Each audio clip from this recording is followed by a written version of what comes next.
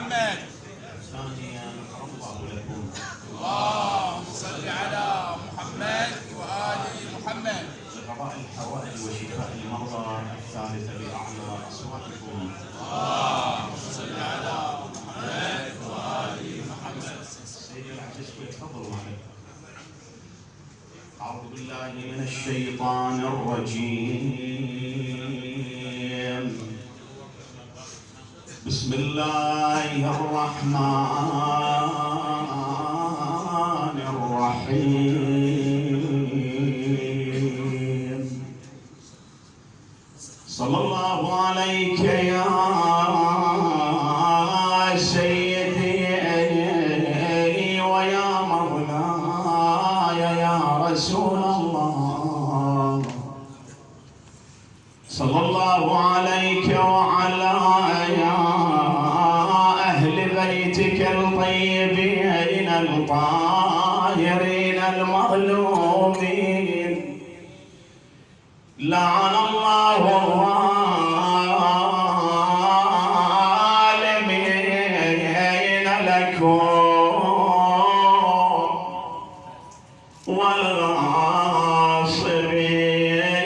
والغاصبين لحقكم.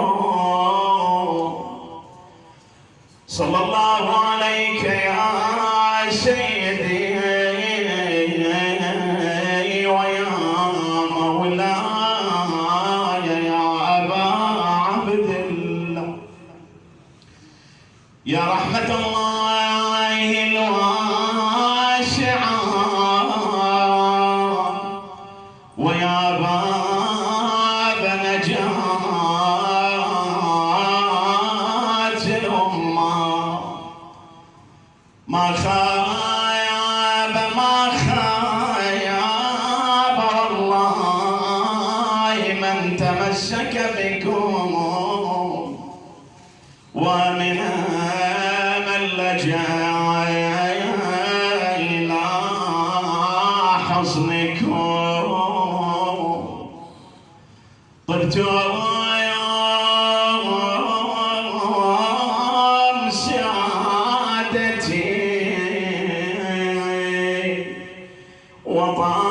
وطابت الأرض التي فيها قتلتم وفيها دفنتم.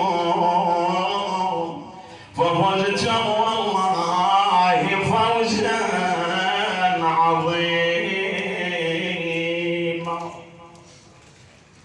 ولقد وقفتم على منازل من أهوى وفيض مدامع غمر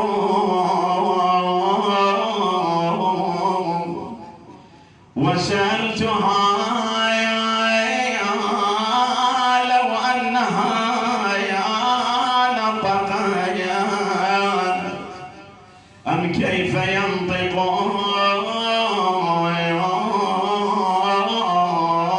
منزل قبر. يا جار هل لك بالعلا رحلوا خبر وهل معالمي خبر. أين البدور بدور سعدك يا أين البدور بدور سعدك يا مغنى. وأين الأنجم الزهر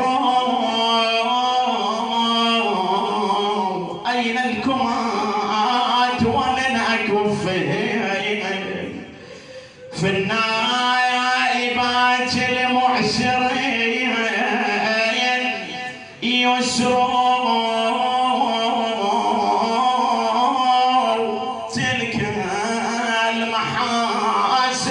القبور على وويلا تلك المحاسن في القبور على مر الدهور حوامد جذر أبكي شعلنا غير الدموع من نذكر الأحب أبكي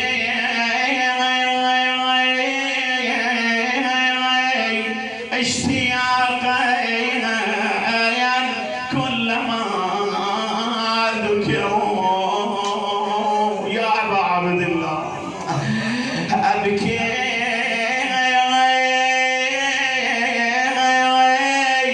اشتياقا كلما ذكروا وأخو الغرام يهيج والذكر أتذكر مصيبة إمامك الحسن هلا صبرت على مصابه وعلى المصيبة يحمد الصبر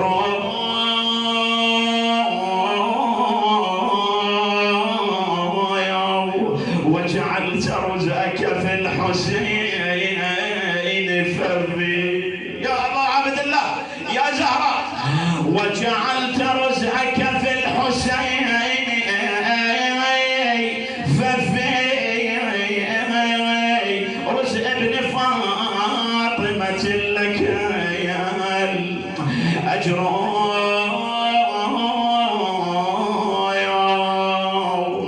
والله مصايب عترة الهادي يا رسول الله مصايب عترة الهادي شذير بين الممات من غرب دير أو بين المصواب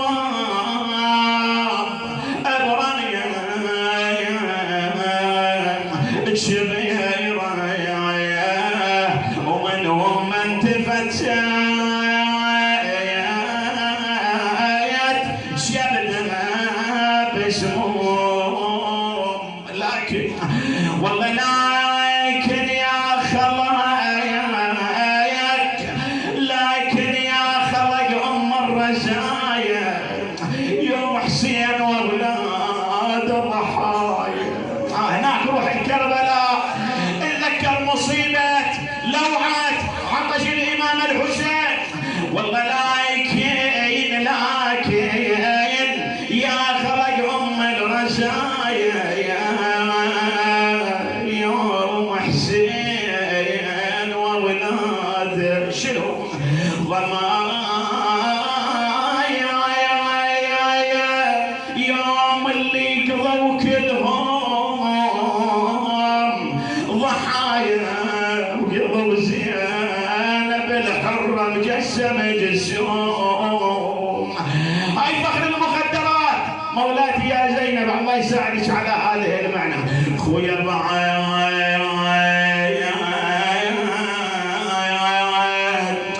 خويا بعد هيهات ترجع ليك الايام وتردها بيت خويا وارفع خويا صرت اشوفك بس بالاحلام خويا وفز من نومتي وصف جبتي وخصوصا البنت اذا تفارق الوالد والله عظيم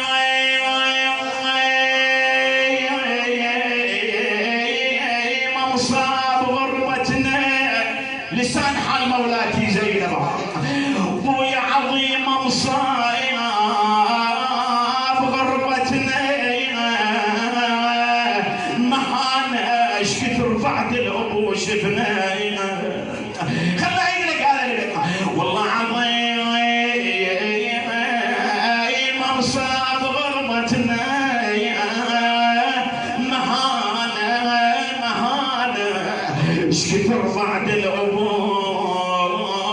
وشفنا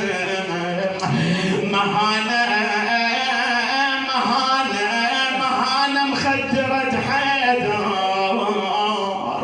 وكفو مولاتي والله مهانة مخدرة حيدر، مهانة بويا وسافة ونسبيل ابن الدعية. لا حول ولا قوة إلا بالله، وإنا لله وإنا إليه راجعون. وعظم الله أجورنا وأجوركم. قال الله تعالى: واذكروا نعمة الله عليكم إذ كنتم أعداء فألف بين قلوبكم فأصبحتم بنعمته إخوانا.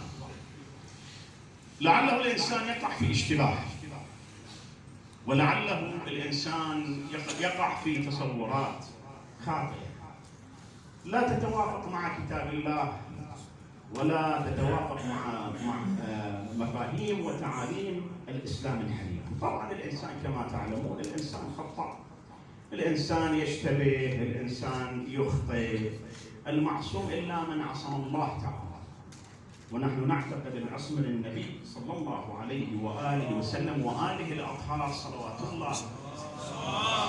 اللهم صل على محمد وآله محمد. هؤلاء فقط الله سبحانه وتعالى خصهم وميزهم من بين سائر هذه الأمة بالعصمة، لا يشتبهوا. طبعا هذا مو موضوعي أنه أتكلم عن العصمة، لكن الكثير منا حتى من هذه الفرقة الحقة كثير منا يفهم العصمة خطأ. يقول لك تعريف العصمة أنه لا يذنب.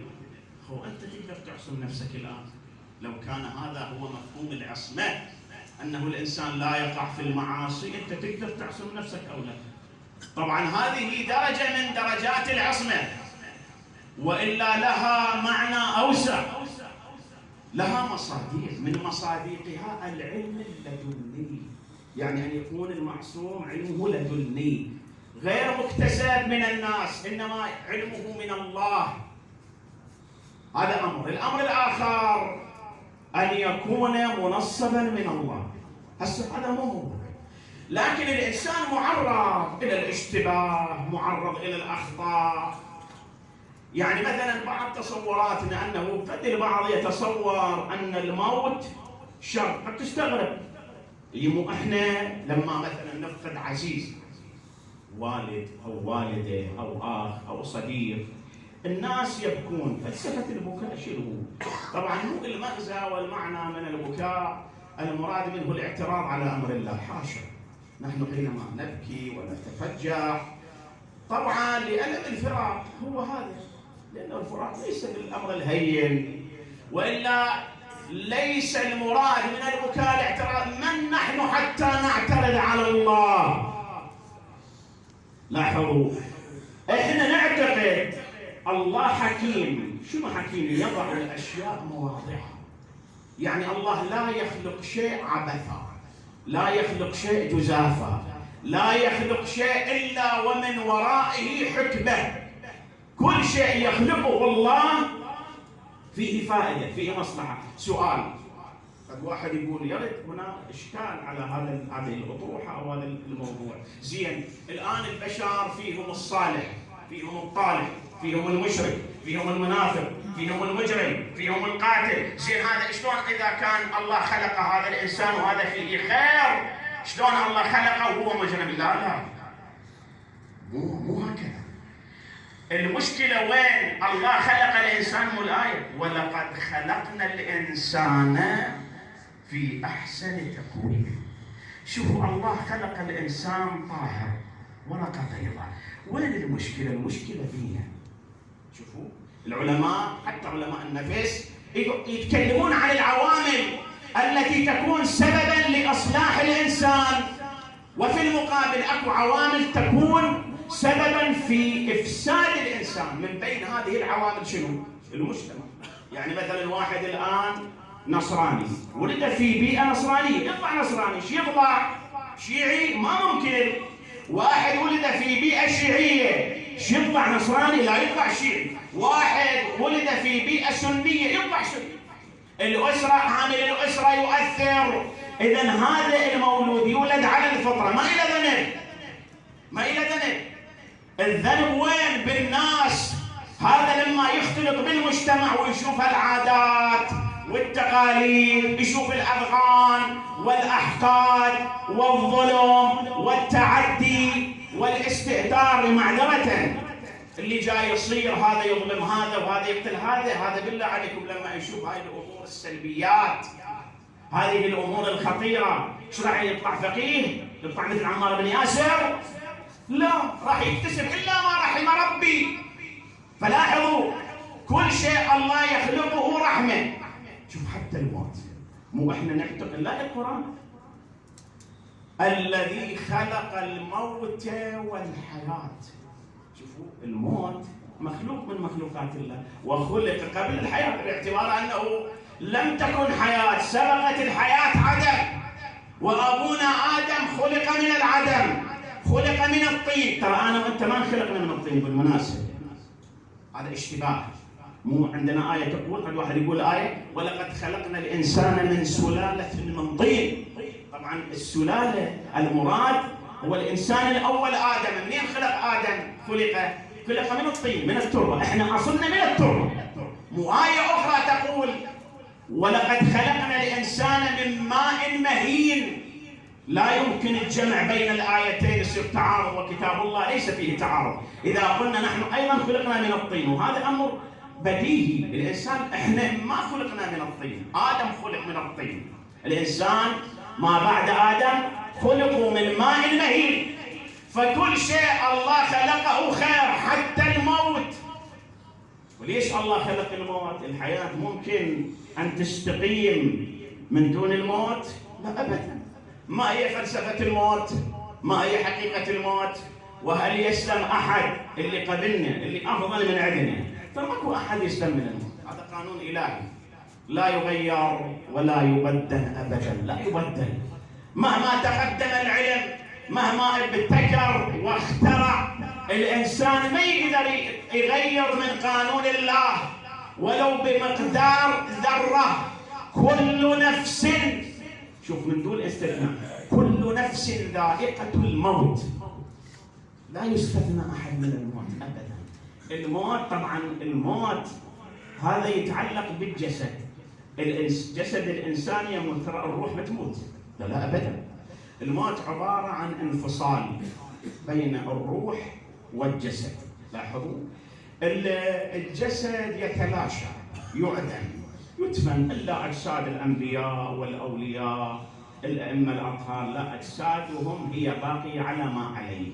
أجسادهم يعني هسه يتبادر إلى ذهنك جسد الإمام الحسين، إحنا مو نقول مقطع إربا إربا، إلى الآن موجود على وضعه، ترى ما متغير شيء أبدا. وهكذا سائر الأئمة أجسادهم لا تبلى. أما غير هؤلاء الأطهار صلوات الله وسلامه عليهم أجمعين فأجساد الكل تبلى وتفنى، تعدم. فالإنسان ينتقل، روحه تنتقل إلى عالم آخر وهو عالم البرزخ. والدليل على ذلك الآن مثلا يصل إلى الأموات، حتى لو كان ميت صار له أكثر من 1,000,000 سنة، تروح مثلا يستحب تدخل إلى المقبرة. لكن للأسف إحنا بعض المستحبات اللي يشير إليها العلماء الفقهاء، بعض المرويات عن أهل البيت صلوات الله وسلامه عليهم أجمعين لعله تجاهلناها. يعني يدخل للمقبرة البعض يسولف يتكلم في أمور دنيوية، هذا مكروه أخوان. أو لا تدخل إلى المقبرة تعال شوف الصور، شوف الكتابات وشوف البنايات. إخواني البناء على القبور أكثر من 4 أصابع مكروه، مكروه عند أهل البيت. تدخل هذا شيء الناس ما تدخل الكلام. تدخل إلى المقبرة تتباوع كأنما مات العمارة، مكروه. هو إنسان، الله يرحم الجميع، إنسان عامي. شنو الداعي للبناء هذا الذي يخالف فتاوى العلماء؟ الكتابة يكره، الصور التي توضع على القبور تدخل كأنما تدخل إلى منتزه الورود. هاي منين جابتها الناس؟ أنا أريد أفتهم هاي الأمور الدخيلة ليش ما نسأل العلماء؟ ليش ما نقرأ؟ شنو هي المستحبات؟ شنو المحظورات؟ شنو الممنوعات؟ تدخل إلى المقبرة مسوينها منتزه. هاي مو مقبرة يا أخوان. الصور والورود والأضوية هذا ليس بصحيح. قراءة الكتابات تقسي القلوب، الصور، الجلوس على القبور، المشي على القبور، الأكل في المقبرة كلها مكروهة تؤدي إلى قساوة القلب. فإذا الله سبحانه وتعالى لما خلق الموت لم يخلقه عبثا، إنما هو لكي ينتقل الإنسان من عالم إلى آخر. أنت شو تقرأ للميت؟ يصل إلى الميت، يصل إلى روحه مو جسده. إحنا الآن نجلس في هذا المجلس المبارك، وهذا المحفل، هذا المجلس الحسيني. الآن صاحب الذكرى، صاحب المجلس من هو؟ الإمام الحسين صلوات الله وسلامه عليه، قتل وأكثر من 1000 سنة، وكأنه اليوم حي يرزق بيننا. نجلس ومن نعم الله تعالى علينا نحن الشيعة إذا فجعنا بوالد أو بوالدة أو بأخ أو بزوجة أو بعزيز، من نعم الله على الشيعة يأتون إلى هذا المجلس المبارك ويستذكرون ما جرى على الإمام الحسين. الإنسان من يذكر مصيبته ويتذكر مصيبة الإمام الحسين تهون مصيبته.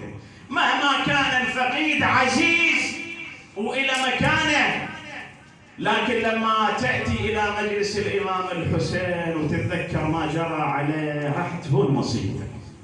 ولما تتذكر مصيبة مولاتي الزهراء، بعد أنا واقعا ودي أنه أعرج على هذا البيت العلوي النبوي، بيت علي والزهراء. يعني الكل مر بهذا الأمر، كل واحد، أما أنه فاقد لوالد عزيز، والدة عزيزة، فاقد لأخ، زوجة، الزوجة فاقدة مثلا الزوج، الولد، الأخ، الخال، خصوصا فقد الوالد، خصوصا فقد الأم. ترى الأم ما تتعوض، الوالد ما يتعوض أبدا. يعني ايش تتصور بيت ويرحل عنا مثلا الوالد، بيت وترحل عنا الأم، وين أكو أغلى من الأم؟ وين أكو أغلى من الوالد؟ يعني أتصور بيت ويطلع منا الوالد وتطلع منا الأم. يقول مولاتي زينب مرت بهذه المحنة، بهذه اللوعة. شلون حال مولاتي زينب لما فارقت أمير المؤمنين، لما فارقت الزهراء. لهذا يقول الشاعر: وعرج على بيت البتولة فاطمة، فإنني الدار يكفيك هاديا، بكى علي واليتامى بجنبه، فلله من باك يواسي البواكي. خلي أذكر لك حال مولاتي زينب، تقولها: يا يما البيت ظل مظلم بلياج ما ينحمل، يا يما فرقاج.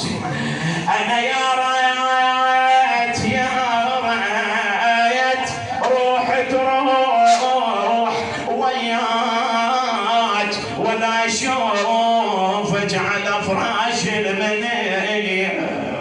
وبعد فراق الوالد الغالي الحنون أمير المؤمنين، تقول له: يا ابويا من رحيت راح القلب وياك، ابويا ما احمل فراقك وحق عيناك، ابويا كنت يمنا يا غالي ونحتمي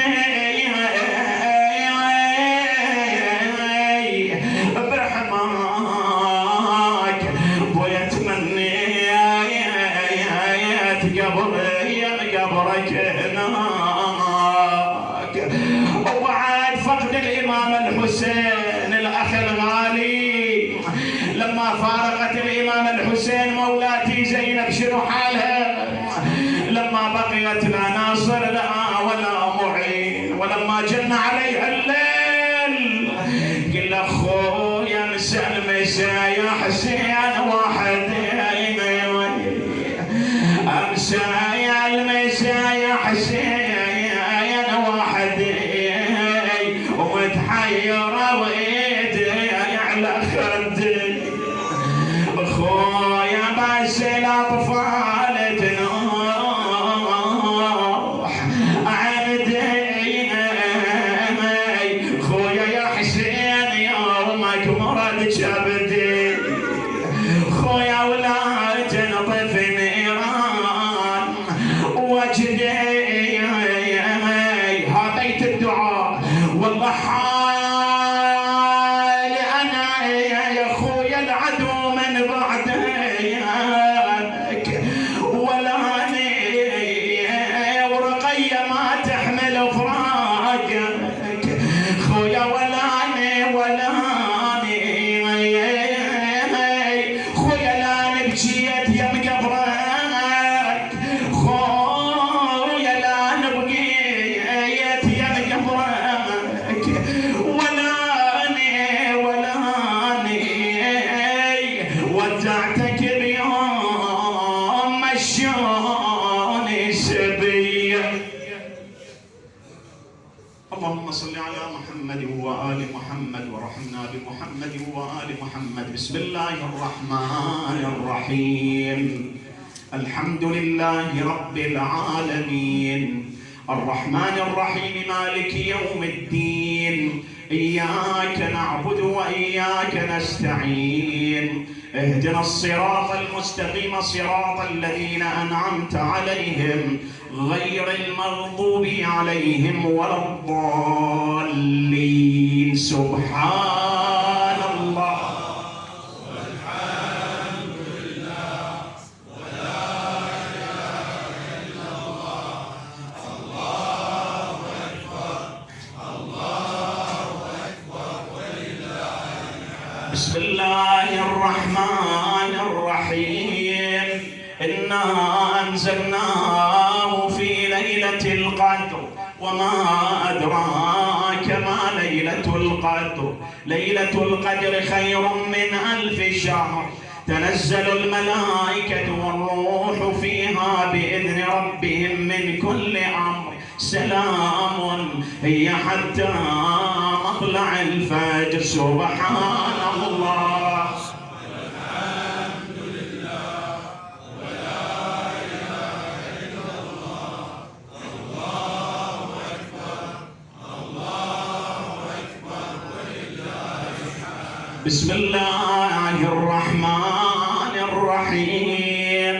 والعصر إن الإنسان لفي خسر إلا الذين آمنوا وعملوا الصالحات وتواصوا بالحق وتواصوا بالصبر. سبحان الله والحمد لله ولا إله إلا الله الله أكبر ولله الحمد. بسم الله الرحمن الرحيم.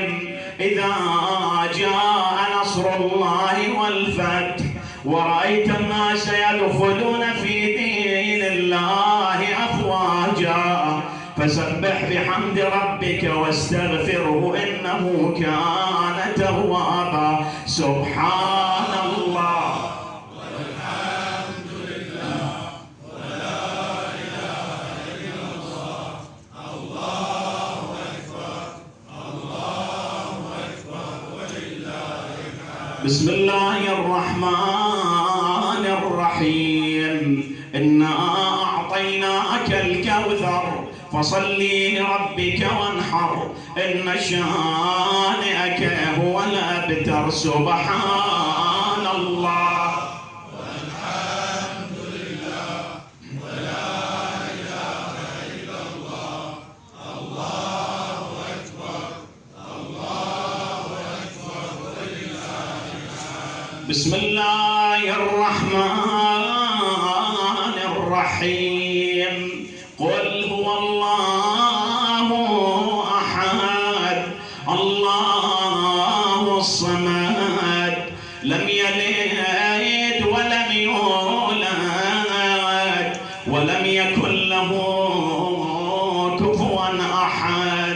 بسم الله الرحمن الرحيم. قل هو الله أحد الله الصمد لم يلد ولم يولد ولم يكن له كفوا أحد. بسم الله الرحمن الرحيم. قل هو الله أحد الله الصمد لم يلد ولم يولد ولم يكن له كفوا أحد. سبحان الله والحمد لله ولا إله إلا الله الله أكبر الله أكبر ولله الحمد. صدق الله العلي العظيم وصدق رسوله ونبيه الكريم وآله الطيبين الطاهرين المعصومين المنتجبين. اللهم صل على محمد وآل محمد وارحمنا بمحمد وآل محمد. اللهم انصر الإسلام والمسلمين واخذل النفاق والمنافقين. احفظ شيعات أمير المؤمنين في مشارق الأرض ومغاربها، لا سيما علماءنا مراجع الدين. اللهم احفظهم من كل سوء وبلاء. اقضي حوائج المحتاجين. اللهم ابعث ثواب من قرأناه من كتابك العزيز إلى نبيك وآله الميامين، لا سيما من اجتمعنا بسببه.